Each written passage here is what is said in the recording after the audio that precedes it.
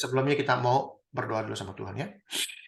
Bapa dalam surga, pada kesempatan pagi hari di Amerika, sore hari di Belanda, dan juga malam hari di Indonesia, kami datang mengucap syukur, berterima kasih atas pimpinan Tuhan dalam hidup kami selama 1 minggu ini. Tuhan, sebentar kami akan mendengar firman Tuhan. Tuhan ingin berbicara, pakailah hamba-Mu yang tidak tahu apa-apa ini. Pakailah semaksimum mungkin, kuduskanlah hamba, supaya perkataan-Mu yang kudus itu keluar dari mulut hamba, bukan melalui opini, tapi dari hati-Mu Tuhan. Persiapkan hati pikiran kami untuk menerima firman-Mu Tuhan. Peracaralah, kami siap mendengar firman-Mu. Di dalam nama Tuhan Yesus kami berdoa mengucap syukur. Amin. Amin. Jadi, buat saya, banyak orang ngomong iman adalah tidak melihat tapi percaya. Buat saya, suatu kebodohan. Bingung pada. Hendrik sesat nih ngomong sembarangan. Nggak lihat tapi percaya aja dibilang bodoh. Bodoh. Percaya sesuatu yang kita nggak pernah lihat. Bodoh, bodoh banget. Sejarah Alkitab, sejarah nih ya, semua dari mula sampai akhir, yang namanya orang-orang yang dipilih Tuhan, nabi segala macam, itu mereka lihat Tuhan. Termasuk Abraham. Baru percaya. Karena mereka lihat ada sesuatu. Ada Tuhan. Kalau kita sudah melihat adanya Tuhan, baru kita bisa percaya. Kalau kita nggak tahu Tuhan itu yang mana, modelnya gimana, kita percaya aja. Tuhan yang mana yang kita percaya? Gitu pertanyaannya. Usah percaya Tuhan. Yang mana? Kan banyak Tuhan di dunia ini katanya. Ada yang agama ini, Tuhannya ini, Tuhannya itu. Yang mana yang kamu percaya? Oh, Tuhannya orang Kristen. Yang model gimana Tuhannya orang Kristen? Nggak tahu. Betul? Tuhan yang kita percayai adalah Tuhan yang berjalan, bekerja dalam segala hal. Seperti Ibu Linda punya kesaksian tadi. Bagaimana ya dia sedikit waspada terhadap anaknya. Di Amerika, Bu ya? Di Texas kalau nggak salah ya? Bu Linda. Di Korea, Pak, Korea. Oh, di Korea. Ya, Baru mau ke Amerika nanti S3, tapi baru rencana, ya belum nggak tentu. masalah. Ya, jadi kalau kita Masih begini loh, bagaimana kita melihat anak kita tumbuh dewasa? Apakah itu karena kita? Apa karena kita kerja keras untuk anak-anak kita?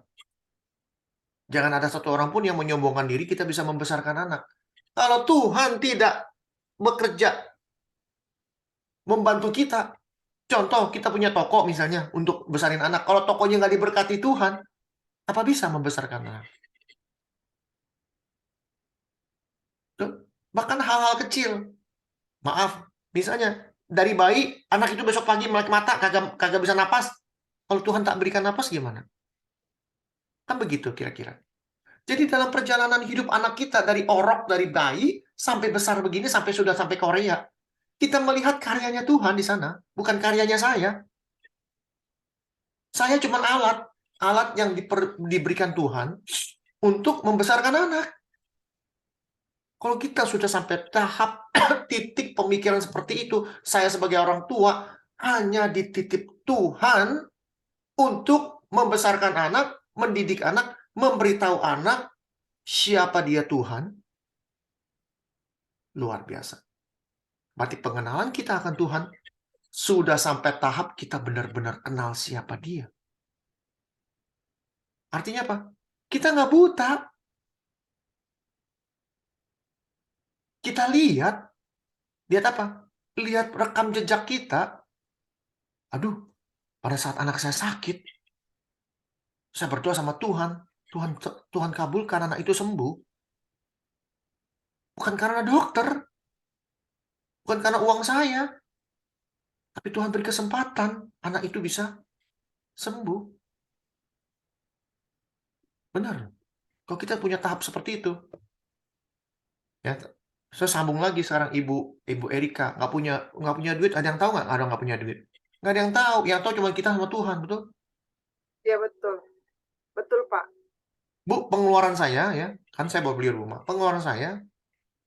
Ya, pengeluaran nih. Kita ngomong pengeluaran. Saya mau ngomong apa adanya. Ya, saya ini nggak ada yang ditutup-tutupin.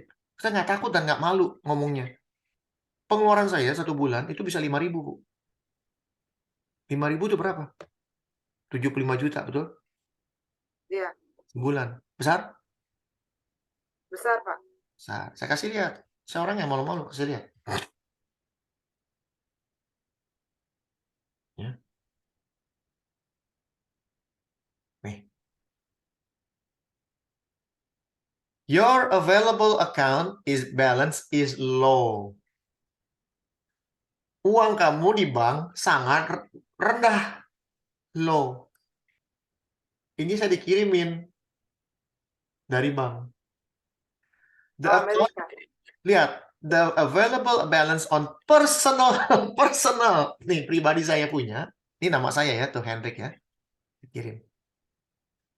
Account ending has dropped below $100. Di bawah $100. Saya nggak perlu sebut angkanya di sini, tapi saya kasih tahu. Saya bilang, berapa ya kurangnya ya? Saya mau tahu. Karena pengeluaran saya sebulan 5.000, tapi uang saya $100 pun nggak nyampe katanya. Hah? Iya. Puyeng nggak kalau lihat begini? Puyeng, Pak. Terus Sama. saya lihat di bank. Wih, ternyata benar kurang. Kurangnya banyak. Tinggal $33. Tinggal $33, pengeluaran 5.000. Tapi masih bisa ngajar. Masih bisa ketawa-ketawa. Iya. Kenapa? Itu apa, Pak? Rahasianya, Pak? Rahasianya, rumah ini yang kasih Tuhan. Kalau Tuhan yang kasih, biar dia yang bayarin juga. Amin. Betul? Iya, betul. Bukan berarti duit jatuh dari langit. Dia pasti kasih saya berkat. Pasti. Amin. Ya, pasti. Kenapa? Saya beli rumah ini, Tuhan yang kasih, bulan Desember lalu. Setiap bulan, uangnya nggak pernah cukup. Beneran. Jangan pernah berpikir uang $33 ini baru kali ini. Tapi saya sudah tinggal di sini 5 bulan. Tiap bulan bisa dibayar. Puji Tuhan. 5.000 itu termasuk bayar rumah, bayar asuransi, bayar apa itu apa namanya pajak, bayar apa namanya juga makan, bensin segala macam, tetek bengek. Tapi Tuhan cukupkan, Amin. cukup, bukan lebih, cukupkan, kebayar, cukup, bensin bisa ada, bisa makan, bisa bayar rumah, bisa, cukup, Tuhan cukupkan. Dan pola pikir saya adalah saya ini sedang menjalankan misinya Tuhan. Bagaimana Yeremia 29 ayat 11 bisa terjadi dalam hidup saya kalau, lihat nih ya. Kita lihat, Yeremia 29 ayat 11. Ada yang ingat Yeremia 29 ayat 11? Rancangan Allah, rancangan damai sejahtera ya, ringkasnya begitu, Pak. Itu Bu harus dipegang seumur hidup. Saya Betul. kalau baca, maaf kalau Mbak Firman, saya biasanya ambil yang kata-kata yang gampang dihafalin, dimengerti. Sebenarnya Ibu bukan menghafalkan, Bu. Sebenarnya Ibu sedang menghidupi. Amin. Bukan menghafalkan, menghidupi. Yang gampang dimengerti. Yes, sebab aku ini mengetahui rancangan-rancangan apa yang ada padaku, bukan pada kita, padaku. Dia punya sendiri rancangan untuk siapa? Mengenai kamu. Iya, betul. Apa? Rancangan damai. Demikian firman Tuhan. Rancangan apa? Damai sejahtera dan bukan kecelakaan. Bagaimana caranya saya menjalankan misinya dia kalau saya nggak damai hidupnya? Bagaimana kalau saya bisa menjalankan misinya dia kalau saya kecelakaan melulu? Betul?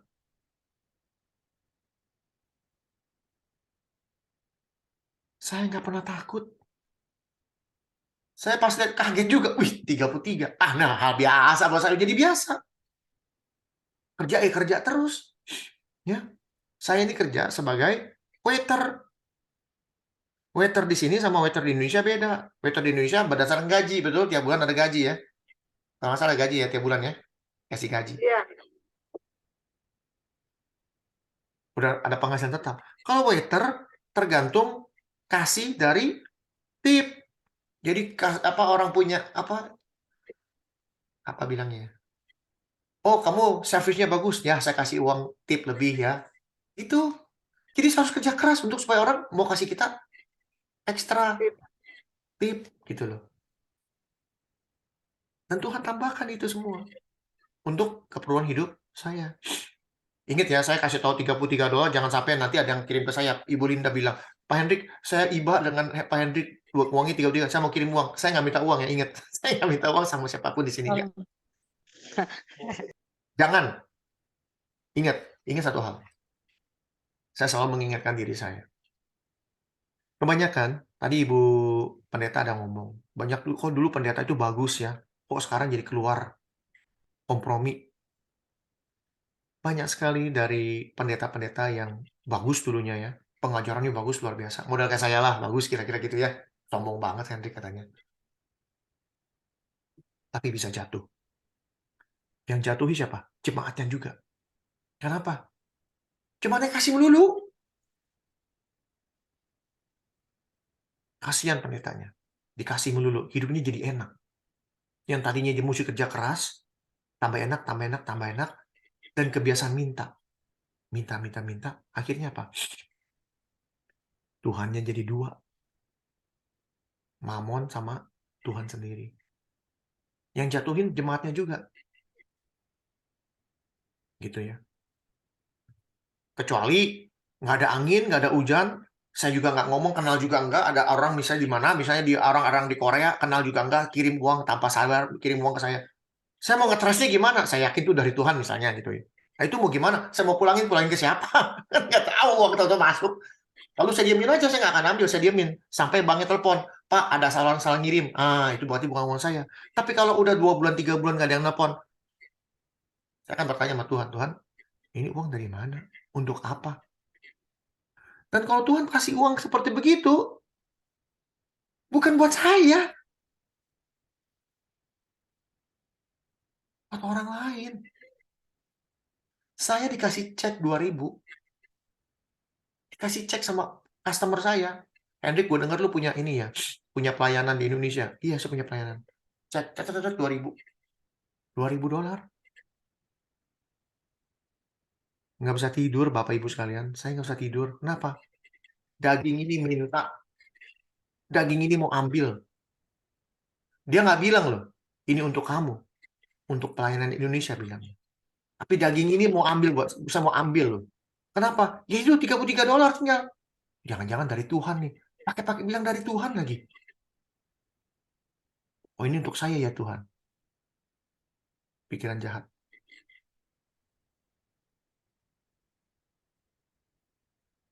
Apa yang saya kasih? Apa yang saya lakukan? Langsung kirim ke Indonesia. Saya kirim ke almarhum Pak Stephen Wongso. Saya kirim ke dia kenapa? Karena dia orang kaya. Uang 2.000 nggak ada artinya. Tapi dia punya misi pelayanan. Bikin rumah orang sakit gila. Ada orang punya pikiran bikin rumah untuk orang gila. Nah ini Pak Stephen Wongso almarhum. Ya, dia bantu orang miskin. Lalu kasih pendeta ini apa saluran dana kalau yang kurang. Orang yang tepat saya kasih, buru-buru. Pas Steven, saya nggak bisa tidur. Kirim uangnya ke dia langsung. 2.000-2.000-nya saya kirim. Pluk, habis. Tidurnya enak. Kenapa? Itu uang bukan saya punya. Cuma dititipin lewat doang. Gak berani saya ngambil. Kecuali saya kerja, dapat uang, ya itu saya punya. Yang pakai darah saya, keringat saya, itu saya punya. Yang saya pertahankan, itu saya punya. Kalau saya mau ngasih pun, itu tergantung saya. Ada orang punya penghasilan 1.000 ngasih 1.500, nggak ada. Itu orang bodoh namanya buat saya. Ya. Jadi orang Kristen harus pintar, bukan jadi bodoh. Tuhan nggak perlu uang kita, Tuhan perlu hati kita. Ingat itu. Ya. Haleluya. Jadi jangan pernah khawatir. Ya. Apakah kekhawatiran bisa menambahkan titik-titik hasta dalam hidupmu? Apa? Sehasta. Satu hasta cuma sejengkal. Artinya apa? Kita nggak usah khawatir untuk hidup kita. Tuhan yang berikan semua. Tuhan yang rancangkan hidup kita. Kalau Tuhan sudah merancangkan buat kita, Dia pun akan merancangkan untuk anak-anak kita juga. Ada amin? Ya. Oke, sekarang kita masuk. Judulnya adalah judul yang cukup unik, ya. Saya sampai bingung. Ibu Erika ngasih saya judul adalah Rumahku Harus Penuh. Saya nggak pernah dengar loh. Saya ngomong apa adanya loh, jujur. Ini di mana ayatnya rumahku rumahku harus penuh. Keliling-keliling nyari-nyari, ternyata ada juga ayatnya loh. Rumahku harus penuh. Waduh, saya bilang dahsyat juga nih Ibu Erika nih kasih ayat supaya saya bisa jelaskan rumahku harus penuh. Maksudnya apa rumahku harus penuh? Ternyata ada di mana Bu? Ingat? Lukas 14 ayat 23. Lukas 14 ayat 23. Bukan hanya di sini, tapi sambungannya juga ada di Matius ternyata. Ya. Matius 22 kalau nggak salah ya. Nanti kita lihat Matius berapa. Ya. Matius 22 benar. Ya. Ini cerita bagaimana ya? Saya ceritakan aja ya. Pada suatu hari Sabat, Yesus datang ke rumah salah seorang pemimpin dari orang Farisi untuk makan di situ. Ya, ini hari Sabat. Ya, hari Sabat Yesus datang diundang sama orang Farisi untuk makan. Biasanya hari Sabat makan itu makan malam. Ya, ini makan malam. Lalu makan malam ya kita jam 6 lah ya mungkin ya. Semua yang hadir mengamati dia dengan seksama. Lihatin. Tiba-tiba datang seorang sakit busung air di depan hadapannya. Lalu Yesus berkata kepada ahli Taurat dan orang-orang Farisi, katanya, ya, diperbolehkan nggak menyembuhkan orang pada hari Sabat? Boleh nggak sembuhin orang pada hari Sabat? Padahal orang ini nggak ada ngomong minta disembuhkan. Nggak boleh. Katakanlah seorang yang sakit, kenapa? Nggak boleh. Nggak boleh. Hari Sabat bukan nggak boleh. Nggak ada Harus tulisan. istirahat. Nggak ada tulisan, nggak ada sedikit pun tulisan yang menyerukan orang hari Sabat nggak boleh menyembuhkan orang. Nggak ada. Nggak ada. Apa hukumnya nggak ada. Cuman nggak boleh ngapa-ngapain. Tapi menyembuhkan orang bukan ngapa-ngapain. Mujizat itu. Lalu Yesus berkata, mereka itu diam semua. Diam semua. Diam artinya benar-benar nggak bisa jawab. Karena apa? Mereka putar otak. Di mana ya ada ayatnya yang mengatakan bahwa dalam hari Sabat tidak boleh menyembuhkan orang. Dicari sampai budak juga nggak ketemu. Bahkan Yesus tambahkan, lalu ia memegang tangan orang sakit itu dan menyembuhkan dan menyuruhnya pergi. Jadi orang itu dipegang, sembuh. Udah, kamu pergi. Terus ditambahin ngomongnya gini. Karena apa? Karena Yesus tahu apa yang ada di pikiran kepala nih. Ini apa yang ada di otak si orang Farisi ini semua lagi mikir. Gimana caranya menjerat ini orang karena sudah melakukan sesuatu pada hari Sabat. Dia pikir, hukum mana yang bisa menjerat Yesus? Hukum yang mana bisa menjerat Yesus? Ini latar belakangnya. Sebelum kita masuk ke dalam rumah, harus penuh. Rumahku harus penuh. Artinya apa maksudnya? Ini latar belakang ceritanya. Gara-gara Tuhan Yesus diundang makan. Lagi diundang makan, ada orang sakit busung air, sembuhkan, cari perkara. Gimana caranya ini orang bisa dipenjara atau dihukum? Yesus tambahin ngomong apa? Siapakah di antara kamu yang tidak segera menarik keluar anaknya atau lembunya kalau terperosok ke dalam sebuah sumur meskipun pada hari Sabat? Anaknya kecemplung sumur gara-gara hari Sabat, anaknya didiemin tenggelam. Lembunya terperosok ke dalam sumur, kecebur sumur, apakah lembunya didiemin sampai mati? Mereka ini tidak sanggup membantahnya. Moral cerita di sini, apabila kita melakukan segala sesuatu yang benar, yang baik, benar dan baik, kepada siapapun di dunia ini, kalau kita tinggal di Indonesia, kepada saudara-saudara kita, saudara di sini bukan saudara seiman, tapi saudara kita di luar iman yang beragama lain, kita melakukan sebuah kebenaran, kebaikan, hukum mana yang bisa melarang itu? Itu maksudnya. Jadi, apabila kita melihat saudara kita, apabila mereka yang di luar Tuhan, kita nggak perlu khotbah. Yang kita jalankan adalah apa yang bisa saya bantu. Atau kelihatannya orang ini butuh pakaian, nggak perlu tanya, Bapak perlu pakaian nggak? Udah jelas pakaiannya udah compang-camping, udah bolong-bolong, nggak pernah bawa baju. Pak, saya ada baju. Katakan Bapak perlu baju, karena apa? Baju Bapak bolong-bolong. Kasih aja udah. Ada pengemis di pinggir jalan, ya, udah nggak bisa jalan, kakinya ada yang bohong-bohong sih saya lihat ya di Indonesia, tapi dia pengemis, ada yang beneran, kakinya yang benar-benar nggak ada, dia jadi pengemis, kasih. Jangan mikir, ntar uangnya bakal inilah ini. Jangan takut, terserah itu urusan dia. Tapi tugas kita memberi kasih. Ada ibu-ibu jualan di pinggir jalan, sudah jam 5 sore, dagangannya masih penuh.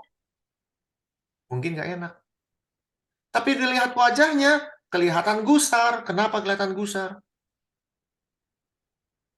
Karena dia tahu, kalau malam ini nggak pulang, nggak bawa uang, anaknya yang sakit bisa mati, nggak bisa beli obat.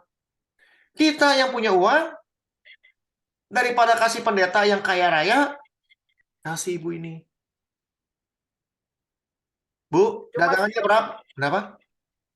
nanti cuma ya ada sekarang ya yang berkembang nih. Orang-orang memberikan statement begini. Oh, tanya Tuhan dulu katanya. Ya apa Tuhan suruh ngasih atau enggak gitu.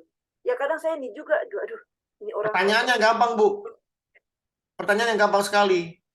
Kalau bilang kita tanya sama Tuhan, jawaban Tuhan iya atau tidak?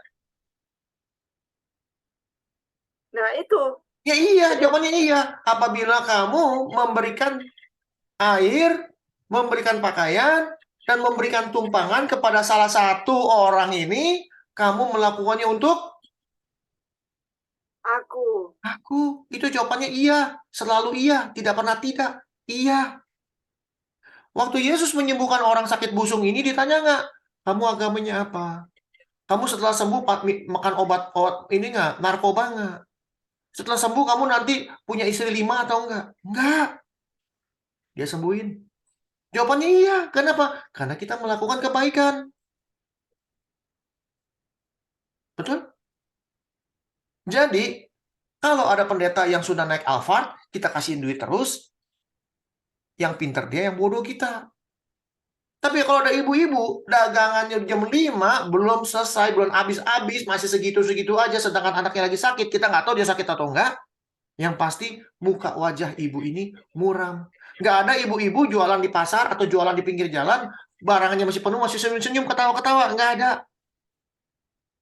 Dia pikirin gimana ini nanti anaknya.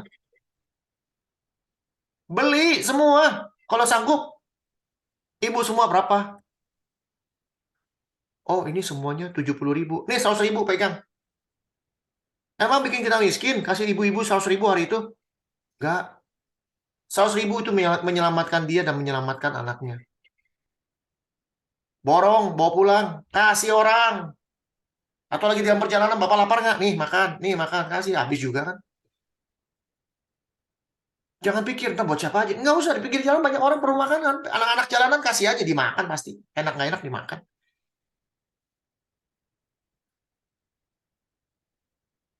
Itu. Nggak perlu khotbah. Ini dari Yesus, nggak usah. Kasih aja udah. Dan mereka kan tahu siapa kita. Begitu, Pak. Hah? Ini Tuhan Yesus memberkati.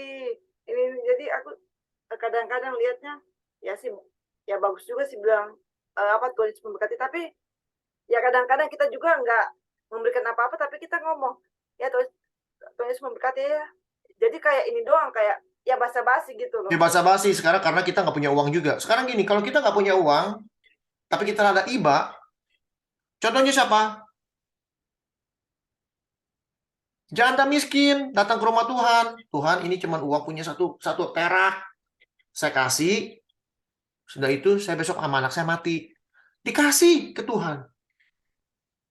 Apakah Tuhan biarkan? No.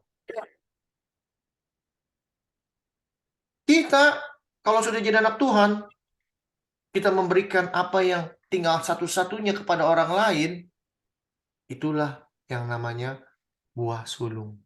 Banyak orang bilang buah sulung. Pertama kali kerja, dapat gaji, semuanya dikasih ke Tuhan. Iya itu katanya Pak, begitu.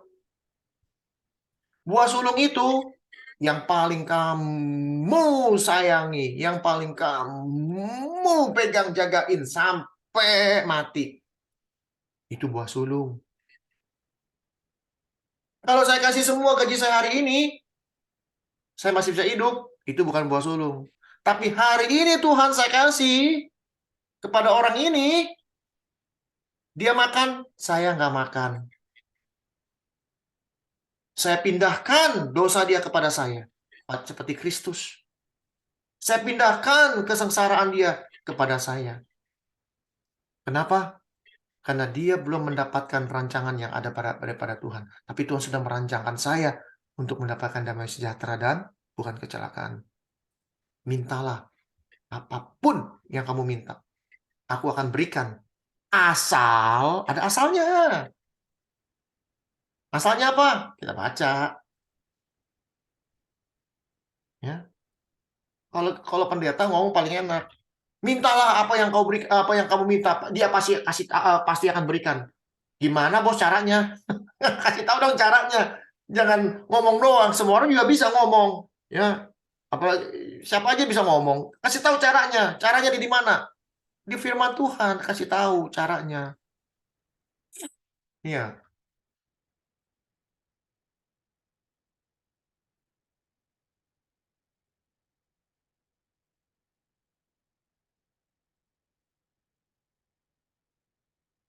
Barang siapa mempunyai harta duniawi dan melihat saudaranya menderita kekurangan, tapi menutup pintu hatinya terhadap saudara itu, bagaimanakah kasih Allah dapat tetap di dalam dirinya?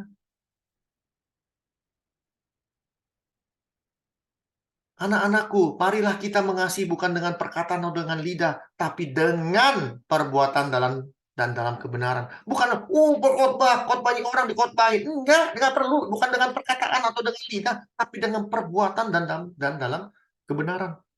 Ini yang ngajarin Tuhan sendiri. Ya, kita lihat.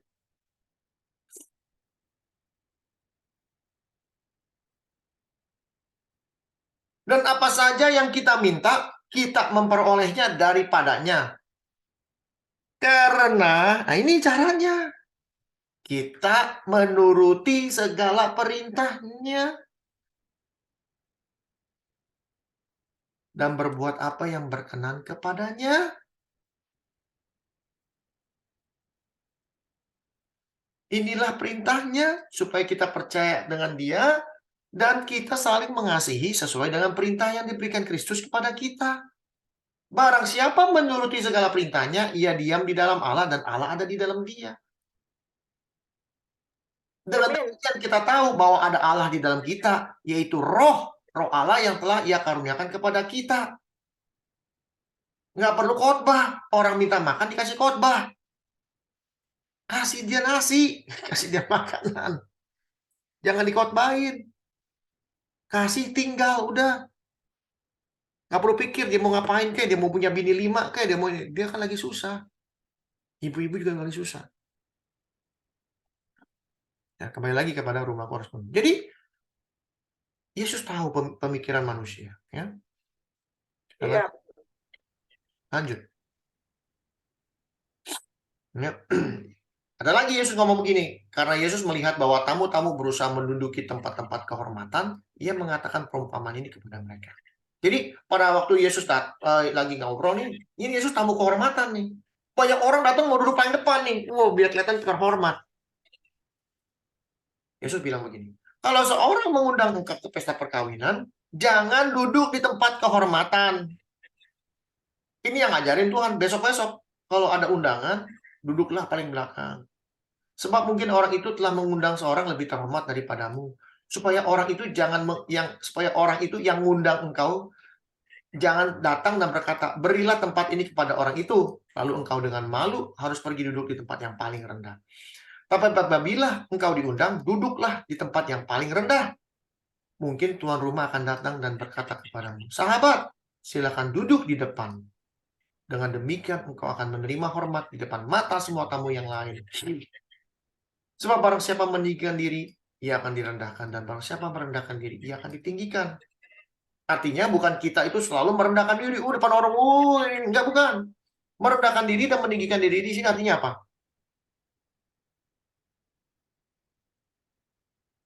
Segala sesuatu yang kita punya, kita sadar ini bukan milik kita. Semua loh. Bukan milik kita. Ada yang bisa jawab kenapa bukan milik kita?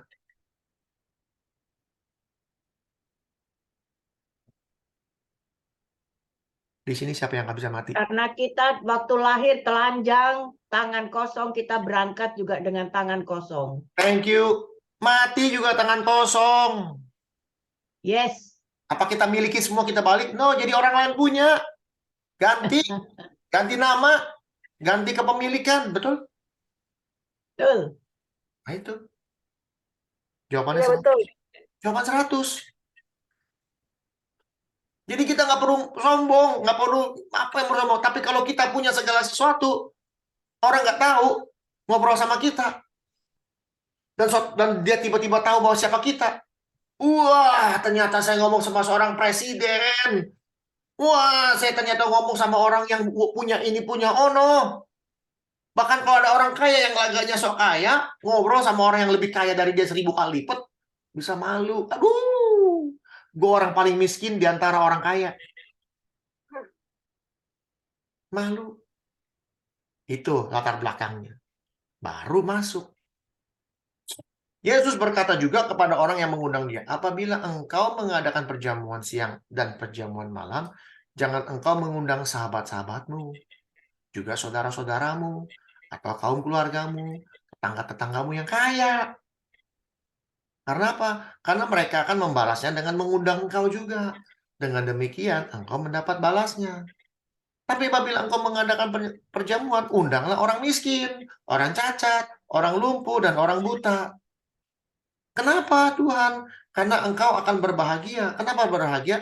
Karena mereka nggak punya apa-apa untuk membalasnya kepada kamu. Sebab engkau akan mendapat balasnya pada hari kebangkitan orang benar.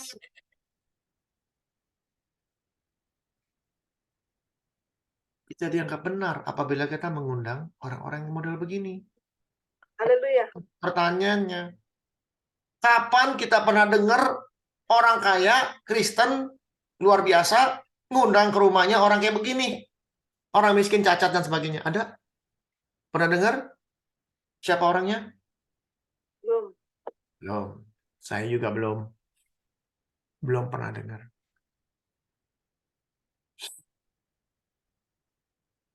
Mendengar itu berkatalah seorang tamu kepada Yesus. Berbahagialah orang yang akan dijamu dalam kerajaan Allah. Luar biasa nih perkataannya. Katanya berbahagia orang yang akan dijamu dalam kerajaan Allah. Yesus bilang, entar dulu bos. Tapi Yesus berkata kepadanya,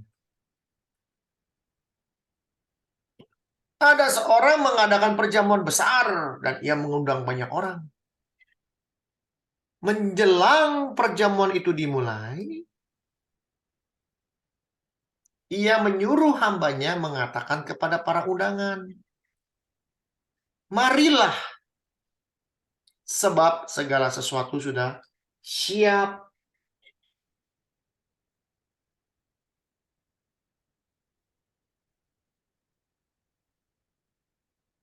Kita lihat.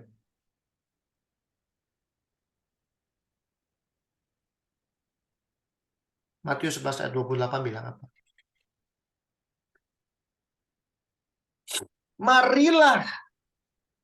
kepadaku, semua yang letih lesu dan berbeban berat, aku akan memberikan kelegaan kepadamu. Marilah kepadaku. Undangan, betul? Betul?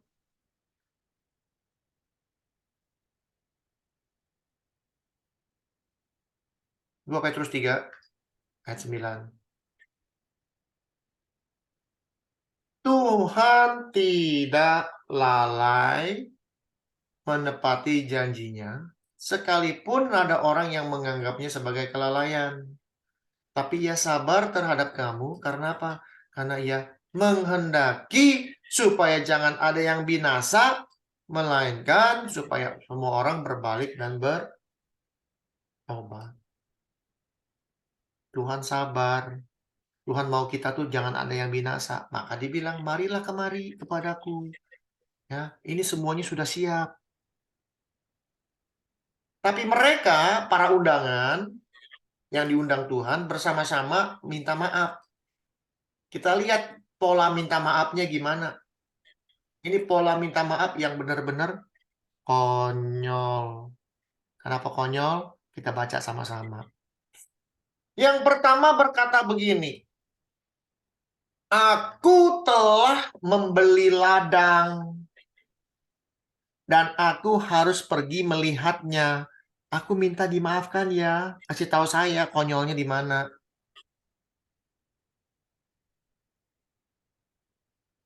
Aku telah membeli ladang dan aku harus pergi melihatnya. Aku minta dimaafkan. Konyolnya di mana ini kalimat?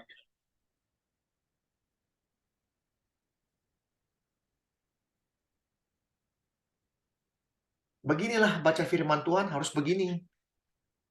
Saya ngajarin caranya yang benar. Supaya kita nggak gampang dibohongin orang.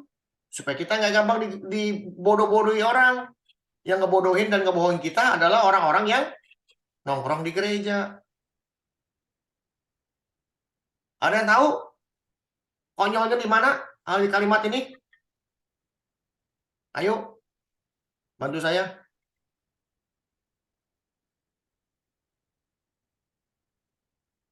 Aku telah membeli ladang dan aku harus pergi melihatnya. Aku minta maaf ya.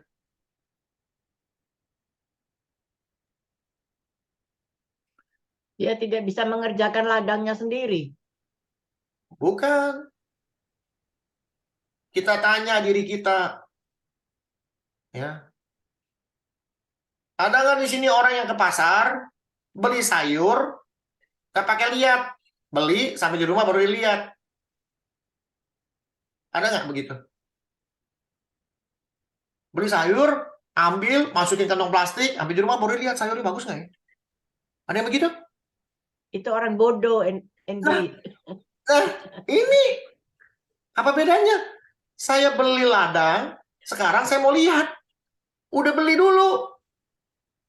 Itu ladang bagus atau enggak juga nggak tahu. Nah, Kedua nih, ini perjamuan makan siang atau malam?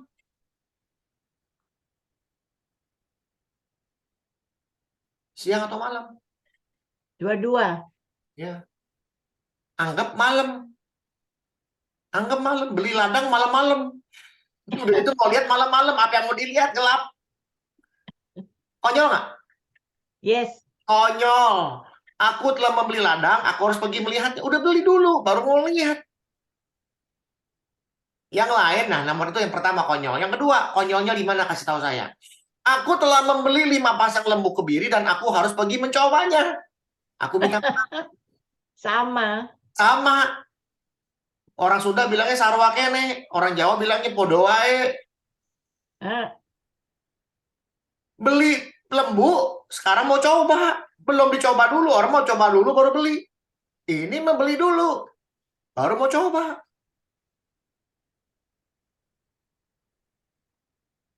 Sama kan? Konyol, konyol. Yang ketiga, konyol atau enggak? Kita lihat, baca baik-baik. Aku baru kawin. Karena itu aku nggak dapat datang.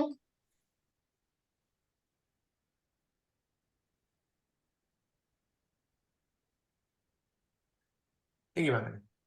Konyol nggak? Konyolnya di mana? Tidak ada urusan, kan sudah kawin. Jadi Kawin dia sama bisa siapa? datang. Kawin sama siapa? Pertanyaan nomor satu, kawin sama siapa? Kedua, hari itu juga kawin. Tiba-tiba mau kawin. Kawin sama siapa? Sama lembu yang Sama lembu dikebiri. mungkin. Apa yang terjadi zaman sekarang? Tuhan bilang, ini bicara undangan berarti orang-orang yang sudah kenal Tuhan. Tuhan bilang, ayo, sekarang kita semua pergi ke kerajaan surga. Saya orang Kristen. Aduh Tuhan, saya ini masih hidup di dalam dunia Tuhan. Saya masih perlu duit Tuhan. Saya mesti nipu dikit.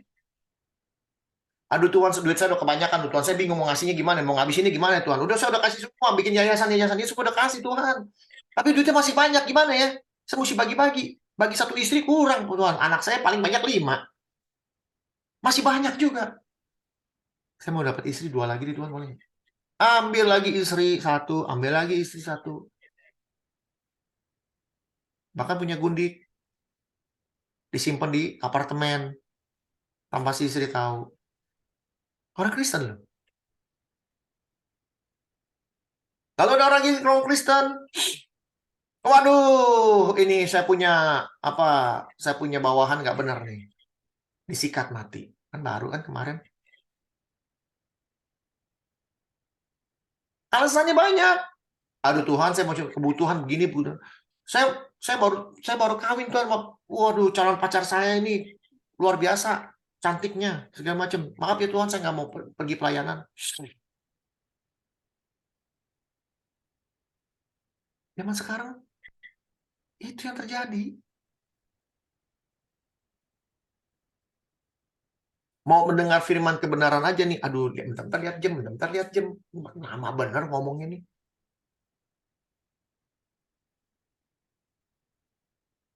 Ya. Alasan. Ya Tuhan, mana bisa ada orang yang nggak bohong?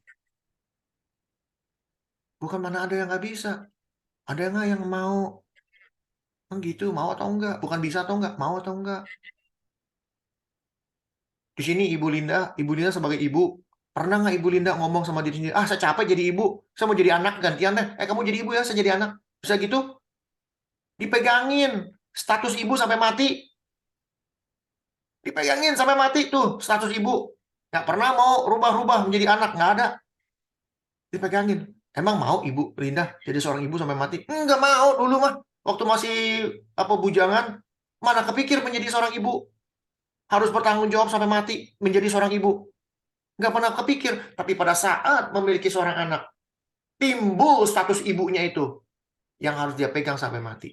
Demikian pula kita kalau sudah berubah menjadi seorang Kristen yang benar, harus timbul yang namanya roh dalam hidup kita.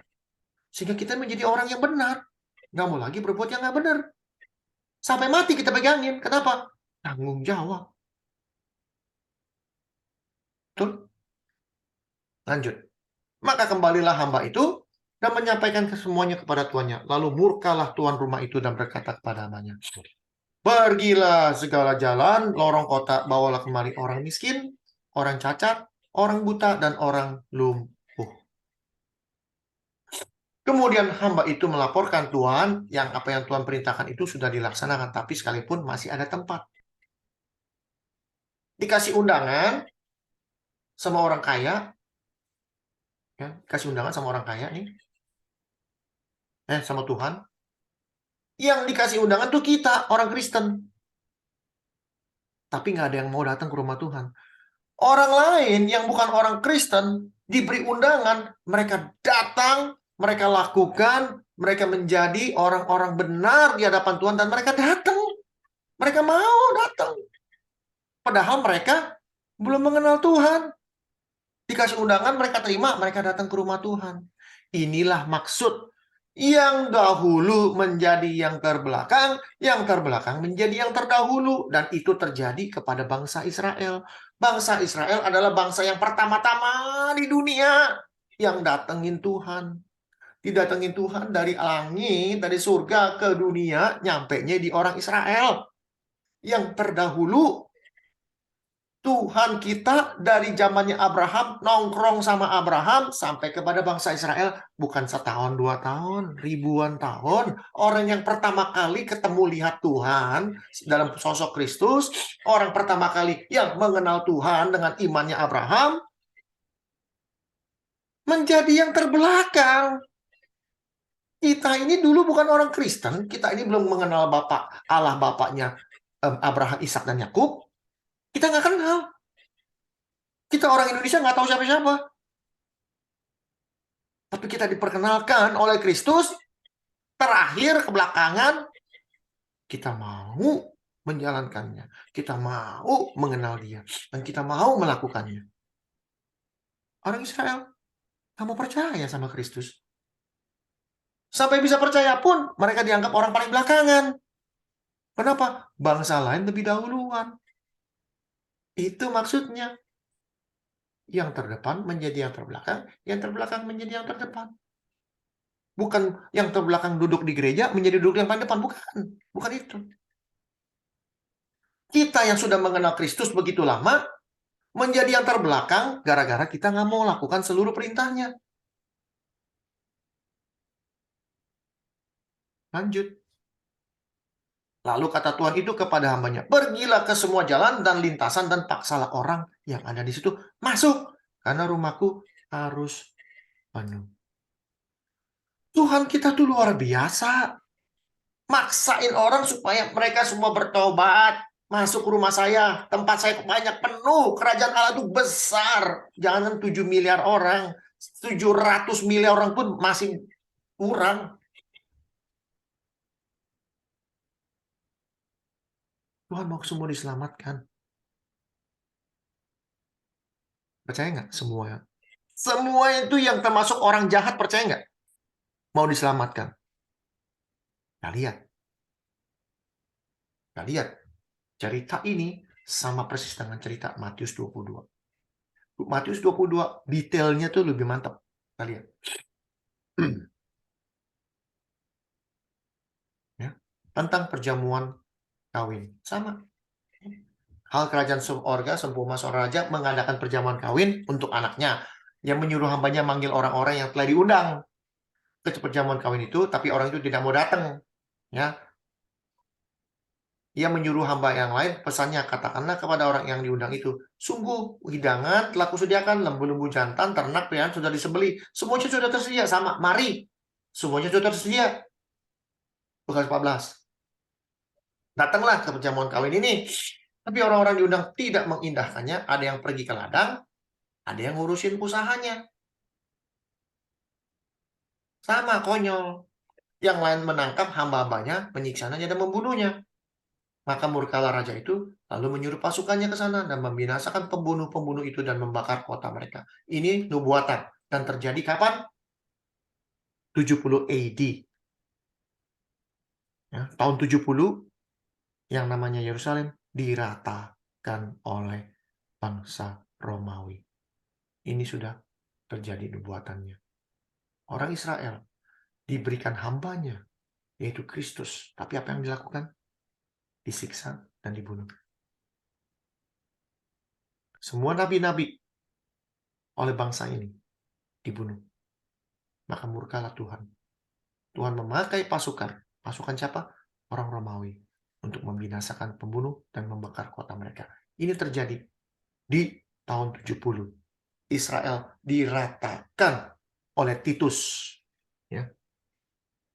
Sesudah itu ia berkata kepada hambanya, perjamuan kawin telah tersedia, tapi orang-orang yang diundang tidak layak.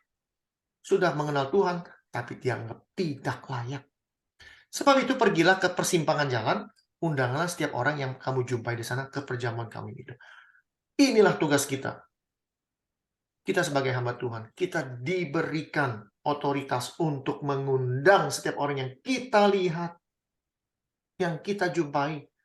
Kita nggak lihat dia agamanya apa, kita nggak lihat dia warna kulitnya apa, kita nggak lihat matanya belo atau sipit, kita nggak melihat dia rasnya apa, sukunya apa, agamanya apa.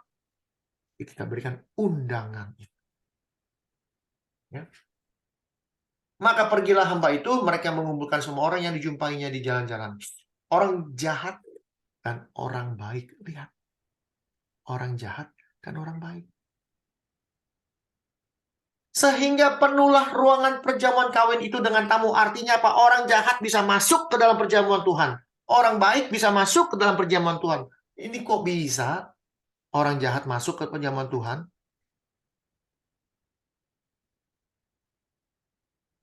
Kok orang jahat bisa masuk surga?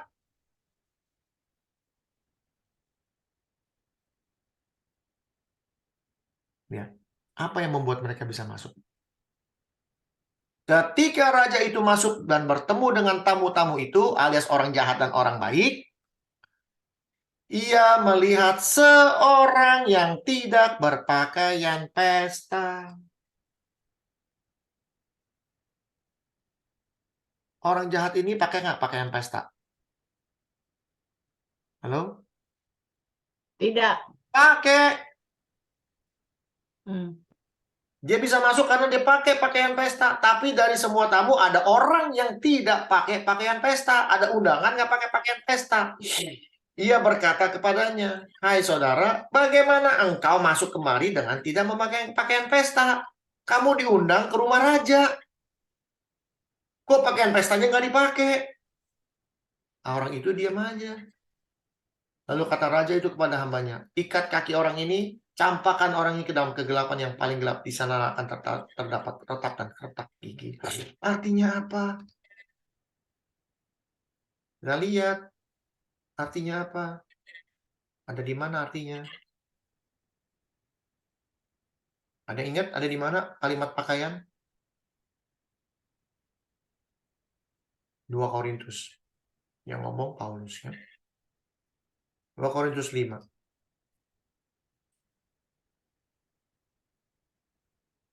Karena kami tahu bahwa jika kemah tempat kediaman kita di bumi dibongkar, bukan artinya rumah kita, tapi badan ini mati, Allah telah menyediakan suatu tempat kediaman di sorga bagi kita. Ini kita bicara mengenai tubuh baru. Suatu tempat kediaman yang kekal yang tidak dibuat oleh tangan manusia. Selama kita diam di dalam kemah ini, artinya dengan tubuh ini, kita mengeluh. Karena rindu mengenakan tempat yang kediaman surgawi di atas tempat kediaman kita yang sekarang ini. Nih Paulus pengen banget punya tubuh baru kayak Superman. Nggak bisa mati, tidak terbatas waktu, bisa tembus tembok, segala macam. Itu yang ada di pikiran dia. Jadi dia bisa, apa namanya? Dia bisa mengabarkan Injil tanpa beban. Dia mau jadi Superman, beneran. Dia mau jadi seperti Kristus, jadi dia bisa mengabarkan Injil. Sebab dengan demikian kita berpakaian. Dia rubah kalimatnya. Dan tidak kedapatan telanjang. Pakaian kemuliaan Tuhan. Ya, Mazmur 113 kalau salah. Pakaian kemuliaan Tuhan. Pakaian pesta itu pakaian kemuliaan Tuhan. Orang jahat kalau dia memakai pakaian kemuliaan Tuhan berarti orang ini sudah berubah. Orang ini sudah menyerahkan hidupnya kepada Tuhan dan dia berubah, maka diberikanlah pakaian kemuliaan, mahkota kemuliaan. Orang baik pun demikian. Sehingga mereka bisa masuk ke dalam perjamuan kawin. Ya. Rumah Tuhan harus penuh. Penuh dengan apa? Penuh dengan undangan-undangan yang berpakaian pesta.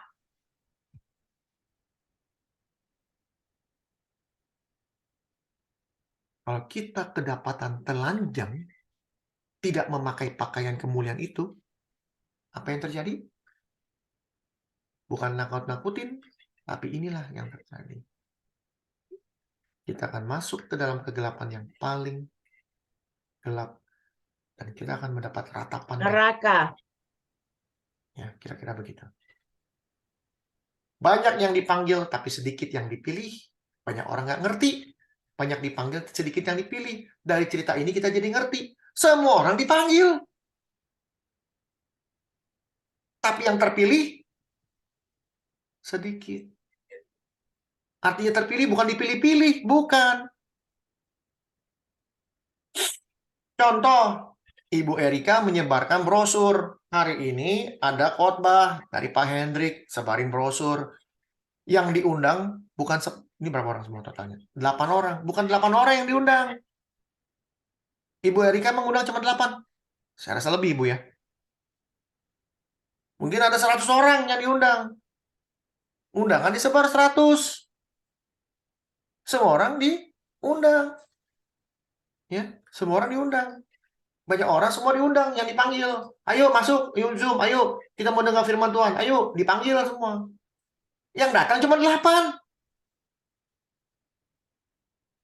Sedikit yang dipilih. Bukan artinya dipilih-pilih. Yang terpilih masuk cuma 8. Artinya bukan dipilih Tuhan. Artinya orang ini yang diundang ini mau datang dengan hatinya ke rumah Tuhan. Dengan pakaian pestanya. Dengan pakaian kemuliaan Tuhannya. Yaitu apa? Kebenaran. Sesuai dengan rancangannya Tuhan. Yaitu apa?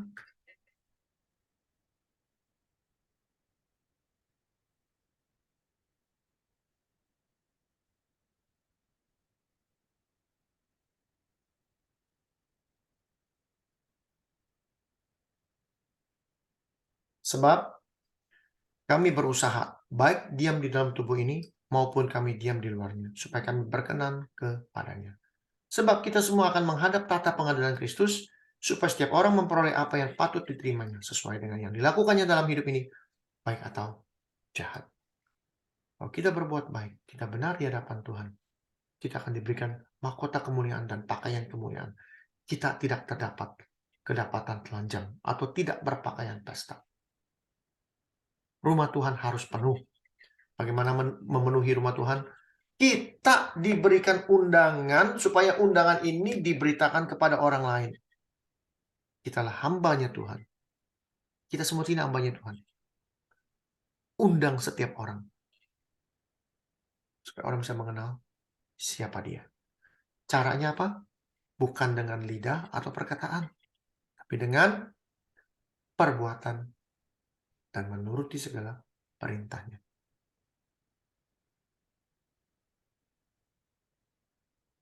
Ya. Tugas saya adalah memberitahu bagaimana hidup benar.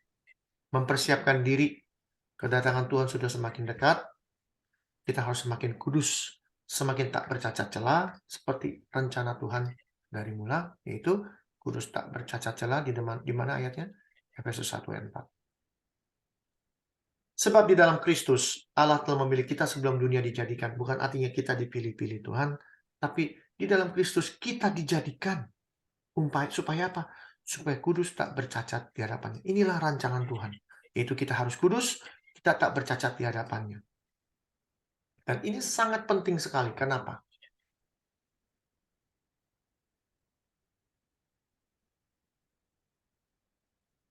Karena Tuhan mengatakan, yang penting di sini ialah ketekunan orang-orang kudus. Kudus itu harus tekun. Jangan cuma hari ini kudus, besok jadi kudis. Terus kudus. Tekun. Pegangin. Sebagai seorang ibu, sampai mati saya adalah ibu. Nggak bisa dirubah. Sampai mati kita ini ibu. Sampai mati ini saya orang kudus. Kalau kita punya saudara, punya teman, sedang menguduskan diri, jangan dari mulut kita keluar kata-kata, ini orang sok kudus lu. Tapi kita doakan supaya dia bertekun dalam kekudusannya. Kalau kita bisa mendoakan orang dalam bertekun dalam kekudusannya, kita pun sedang melakukan kekudusan itu sendiri. Karena dia sedang menuruti perintah Allah. Bukan hanya iman kepada Yesus, tapi dia juga menuruti perintah kepada Allah. Ini penting. Apabila kita sudah punya ini, lalu apa kata firman Tuhan? Aku mendengar suara dari surga berkata, berbahagialah orang yang mati di dalam Tuhan sejak sekarang ini. Kenapa disebut bahagia? Kalau orang-orang yang tekun dalam kekudusan juga menuruti perintah Tuhan dan beriman kepada Kristus. Karena dikatakan, sungguh mereka boleh beristirahat dari jerih lelah mereka. Karena segala perbuatan mereka menyertai mereka. Perbuatan apa? Perbuatan baik dan menuruti perintah Allah mereka beristirahat. Kalau kita mati di dalam Tuhan, jangan khawatir, karena kita tidur istirahat. Dan kita akan dibangkitkan lebih dahulu, menurut 1 Tesalonika. Bagi kita yang istirahat, apa kata Tuhan? Ya. Kita yang masih hidup, yang masih tinggal sampai kedatangan Tuhan, sekali-kali tidak akan mendahului mereka yang telah meninggal. Kenapa? Karena Tuhan sendiri akan turun dari sorga, dan mereka yang istirahat, mati karena perbuatan kita, mati karena kekudusan kita, akan lebih dahulu bangkit. Ini namanya pengharapan. Oke? Jadi, pertanyaan buat kita semua. Sudahkah kita benar di hadapan Tuhan? Sudahkah kita kudus di hadapan Tuhan? Terlebih lagi, bagi kita, ini dari Ibu Erika dan Ibu Linda yang memberikan kesaksian, sudahkah kita sadar, mengenal Dia dengan baik, bahwa kita ini percaya bukan karena kita nggak lihat, bukan karena kita buta, tapi kita melihat perbuatan Tuhan. Kita tidak pernah melihat Tuhannya, tapi kita melihat karyanya dalam hidup kita. Sudah belum? Kalau belum, mulai hari ini, catat hidup kita. Apa yang sudah Tuhan lakukan. Kita nggak lihat Dia, tapi apa yang sudah Tuhan lakukan. Dimulai dari melek mata bangun tidur, catatan nomor 1 apa? Tuhan, terima kasih, napas ini masih ada. Percaya nggak? Kalau napas ini diberikan oleh Tuhan di kejadian 2, Tuhan memberikan kita napas hidup. Sehingga kalau napas itu dari Tuhan, artinya apa? Tuhan itu ada di depan hidung kita. Nggak percaya? Buktiin. Segala satu kita buktikan. 27.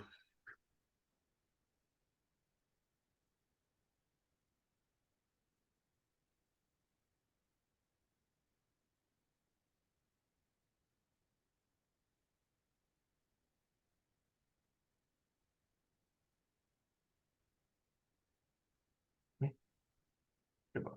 27 berarti. 34.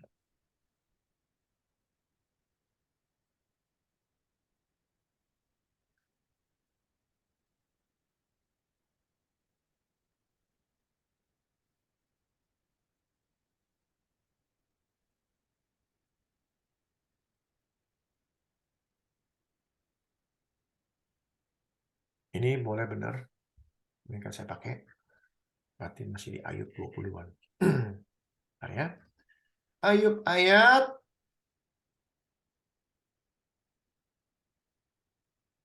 27. Ah, 27 saya bohong. Selama nafasku masih ada padaku, ini pertama-tama nih melek mata, napas masih ada, kita diberitahu, Roh Allah masih ada di dalam hidungku. Roh Tuhan di depan hidung kita. Ini rohnya kenapa huruf kecil saya juga nggak ngerti. Tapi roh Allah masih di dalam hidung lubang hidungku. Artinya Tuhan tuh di depan hidung kita, di depan kita. Kalau kita sadar ada Tuhan di depan hidung kita, kita masih mau bercurang hidupnya, masih mau berzina, masih mau berpikiran kotor, masih mau melakukan hal-hal yang curang, yang fasik di hadapan Tuhan, masih mau nipu, masih mau bohong. Nggak takut apa? Ucapan syukur setiap hari. Napas masih diberikan. Karya Tuhan di depan mata kita. Kalau kita bisa mencelikkan mata kita melihat karya Tuhan di dalam hidup kita, hidup kita nggak sembarangan. Kenapa? Takut. Takut sama Tuhan. Ada di mana ayatnya? permulaan hikmat adalah Di Amsal. Amsal berapa? Amsal 3 ayat 1 kalau nggak salah.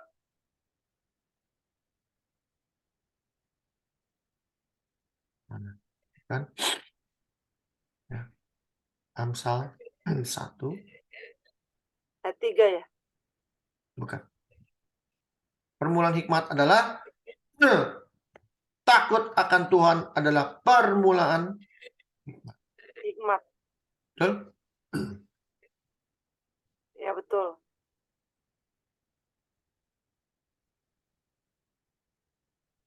Sembilan. Permulaan hikmat adalah takut akan Tuhan. Orang yang berhikmat, orang yang dicelikan mata rohaninya, dia melihat Tuhan setiap pagi, melek mata. Hikmatnya mengatakan, Tuhan, aku masih diberikan napas. Tuhan, Engkau ada di hadapanku. Engkau bersamaku dalam melakukan segala hal. Takut apa saya? Ada amin? Ya, Tuhan memberkati kita semua. Kita berdoa.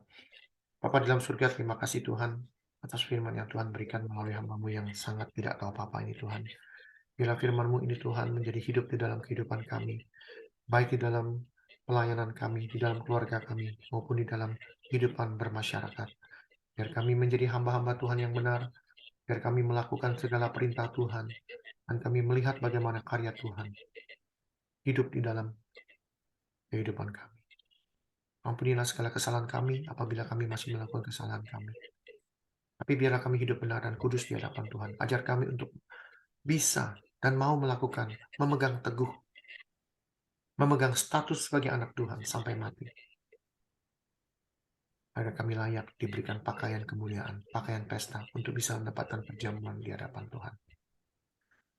Ajar kami untuk bisa mengundang orang Tuhan. Memakaikan mereka pakaian kebesaran Tuhan, memakai pakaian kemuliaan Tuhan. Dan kami bisa menarik semua orang untuk kembali kepada Tuhan. Terima kasih Bapak. Serahkan waktu Tuhan hari ini ke dalam tangan-Mu. Di dalam nama Tuhan Yesus kami berdoa mengucap syukur. Amin. Oke. Amin. Thank you, Hendrik. Terima kasih. Tadi ada pertanyaan dari Ibu Marta mengenai tanda yang ada di Wahyu 13. Saya akan berikan jawaban 10 menit saja. Kita lihat. Yang ada di Wahyu 13. Nggak boleh lama, lebih lama dari 10 menit ya. Ya, bahkan 5 menit saya rasa. 13. Kita lihat ya.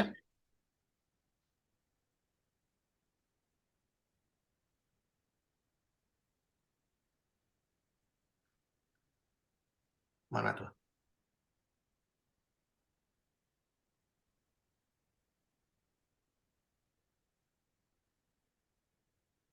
Nah ini.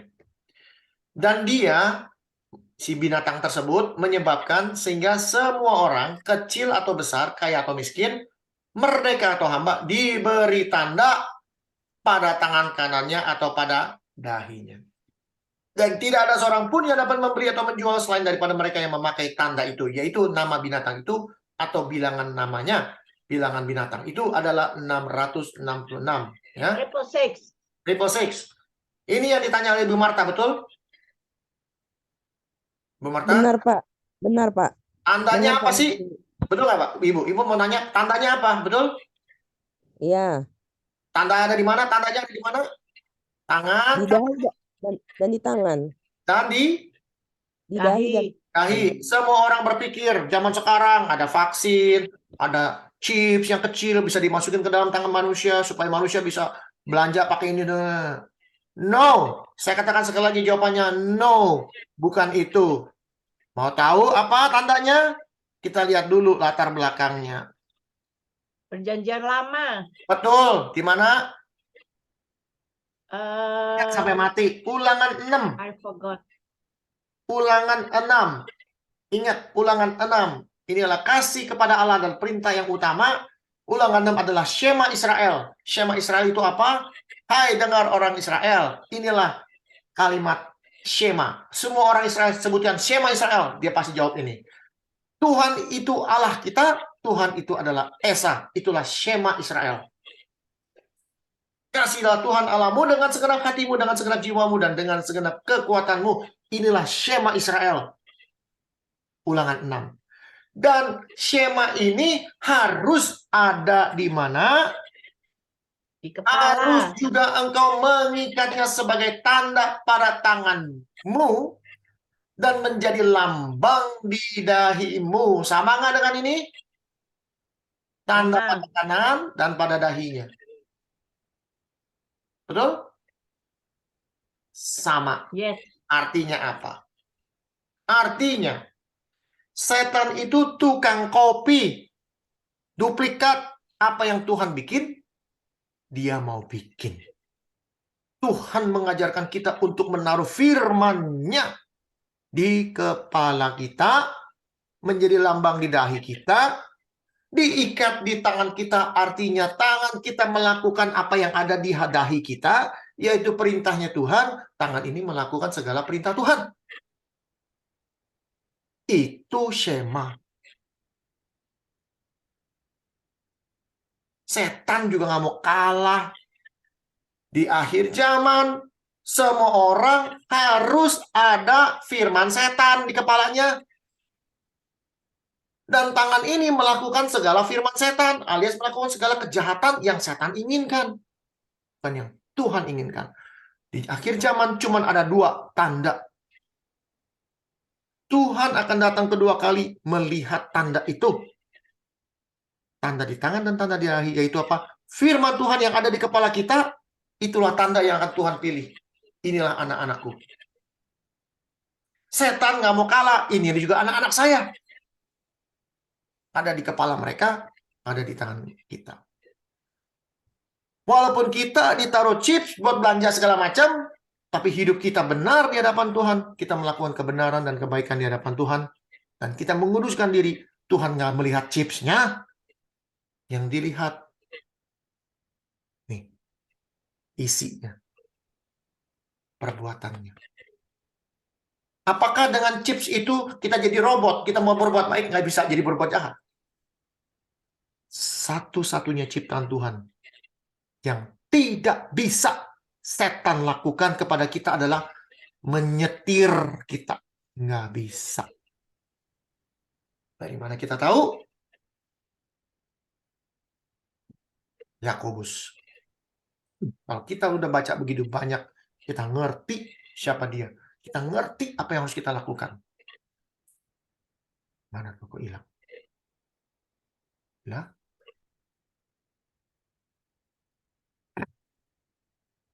Ya. Kalian. Tiap-tiap orang dicobai oleh setan. Bukan.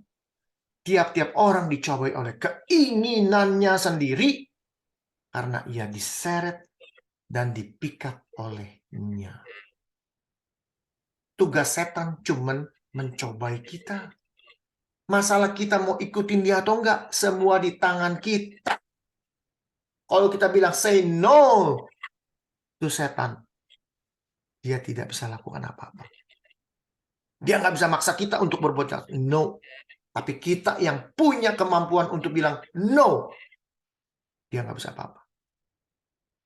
Ingat itu. Jadi kalau kita masih jatuh ke dalam dosa, jangan salahin setan. Ini gara-gara si setan. No, salahin diri sendiri. Yakobus yang ngomong. Bukan saya. Jadi Hendrik, kita boleh dichips, tapi asal kita punya pikiran penuh dengan firman Tuhan dan perbuatan kita menurut firman Tuhan, gitu. Yes. Itulah tandanya. Tanda setan dengan tanda Tuhan sama. Dia nggak mau kalah.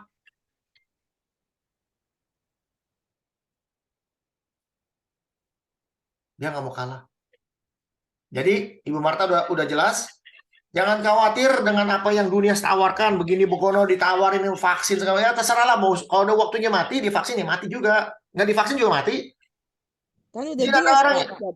Kenapa? Tidak bisa menjual dan membeli, tertulis. Kenapa? Tidak bisa menjual dan membeli yang tidak memakai tanda itu. Betul. Sekarang gini, nanti dunia ini yang akan datang, semua orang jahat. Semua orang jahat loh, Bu. Lalu kita berbuat baik. Kita ada tandanya. Tandanya sebagai orang-orang Kristen. Sudah belum orang Kristen dimusuhi sekarang? Sudah. Sudah. Apa nggak boleh, ini nggak boleh. Betul? Hmm.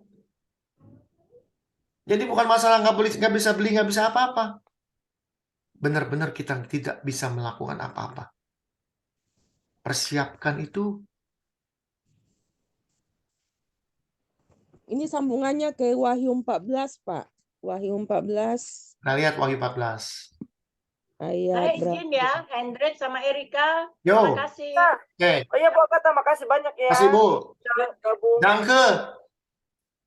Danke, Bu Agatha. 14 ayat. Ayat dan lupa saya. Oke, yang minum ya. 9 sampai 11. Baca. Jikalau seorang menyembah binatang dan patungnya itu dan menerima tanda pada dahi dan pada tangan kanannya, maka ia akan minum dari anggur murka Allah yang disediakan tanpa campuran dalam cawan murkanya. Ia akan disiksa dengan api dan bara. Ya udah, mau diapain lagi?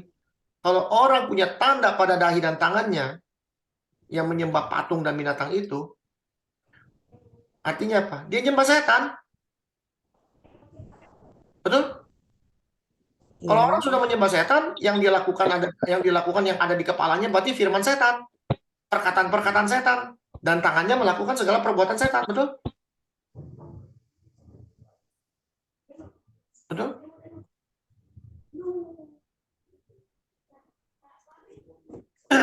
Di negara-negara yang tidak mengenal Tuhan, Ibu Marta kan sering dengar kesaksian. Ada nggak pernah dengar orang di Afghanistan?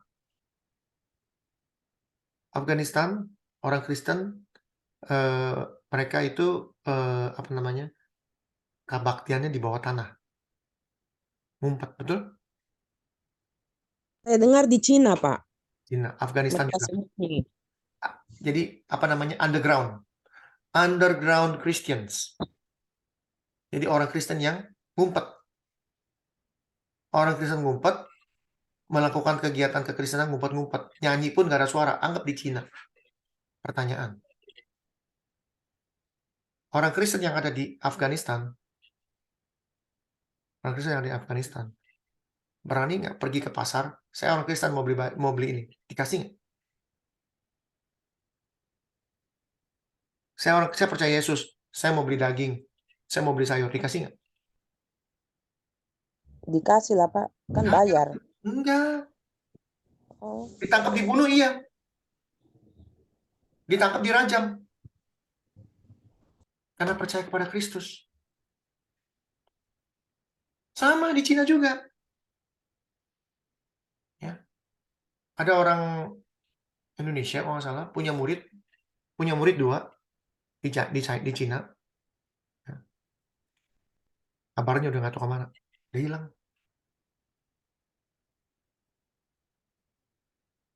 Apa yang terjadi dengan orang-orang underground ini kalau pemerintah melihat? Ditangkap semua. Siksa, dibunuh, betul? Apa dikasih makan? Enggak.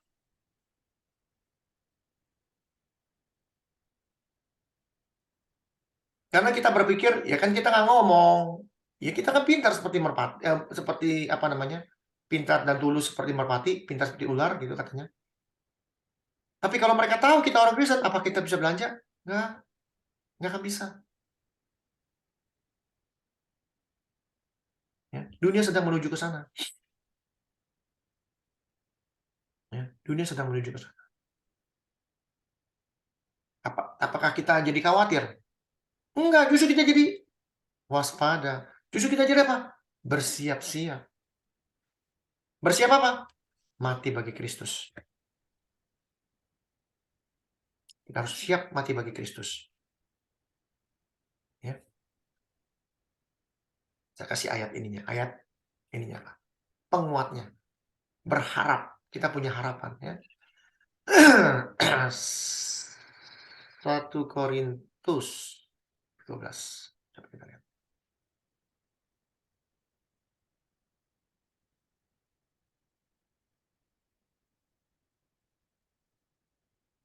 Oh, bukan. 10 jangan-jangan.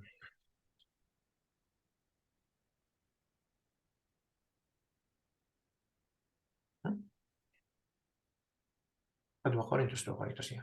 Coba lihat. 2 Korintus. 1 Korintus atau 2 Korintus ya? Sebentar saya lagi mikir.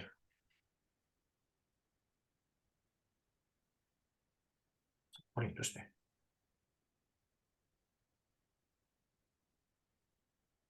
Satu Korintus.